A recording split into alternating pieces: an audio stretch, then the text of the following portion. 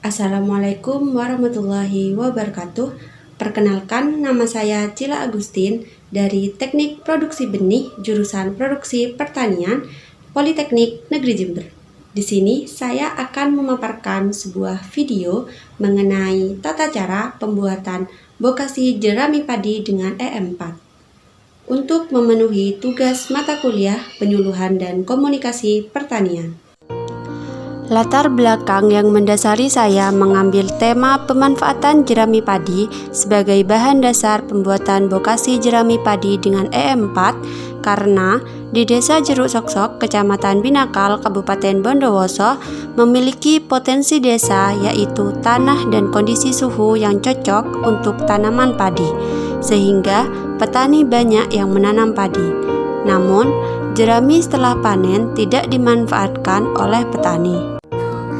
Kondisi tanah pada lahan pertanian sekarang ini sudah banyak tergantung dengan bahan-bahan kimia, mulai dari pupuk hingga insektisida.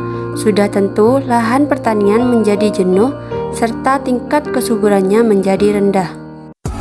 Pemberian pupuk sintetik yang terus-menerus dapat mengakibatkan terjadinya pemadatan, degresi tanah, dan residu pupuk terutama nitrogen.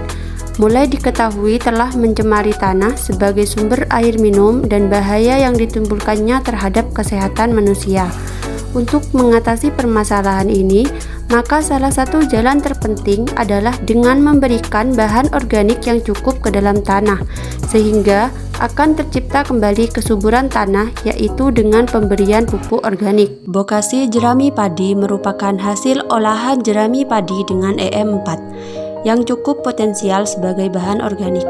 Pemberian bokasi jerami padi meningkatkan kesuburan fisik, kimia, dan biologi tanah sehingga dapat meningkatkan hasil produksi, menjaga keseimbangan air dalam tanah, memperbaiki aerasi tanah sehingga oksigen tersedia di dalam tanah dan tanah tidak mudah terserang hama dan penyakit.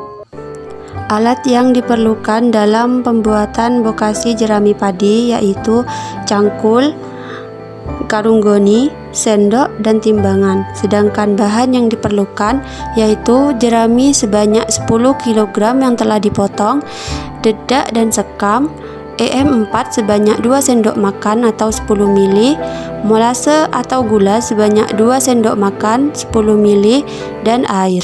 Cara pembuatan bokasi jerami padi yang pertama, membuat larutan EM4, molase atau gula, dan air dengan perbandingan 1:1:1. Yang kedua, bahan jerami, sekam, dan dedak dicampur merata di atas lantai yang kering. Ketiga, bahan disiram larutan EM4 secara perlahan dan bertahap sehingga terbentuk adonan. Adonan yang terbentuk jika dikepal dengan tangan, maka tidak ada air yang keluar dari adonan. Begitu juga bila kepalan dilepaskan, maka adonan kembali mengembang. Yang keempat, adonan selanjutnya dibuat menjadi sebuah gundukan setinggi 15-20 cm. Gundukan selanjutnya ditutup dengan karung goni selama 3-4 hari. Selama dalam proses, suhu bahan dipertahankan antara 40-50 derajat Celcius. Jika suhu bahan melebihi 50 derajat Celcius, maka karung atau penutup dibuka dan bahan adonan dibolak-balik, dan selanjutnya gundukan ditutup kembali. Yang kelima, setelah 4 hari, penutup karung goni dapat dibuka.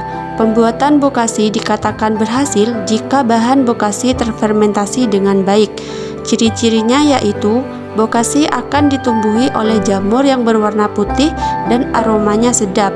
Sedangkan jika dihasilkan bokasi yang berbau busuk, maka pembuatan bokasi gagal. Sekian pemaparan video dari saya. Semoga bermanfaat. Terima kasih.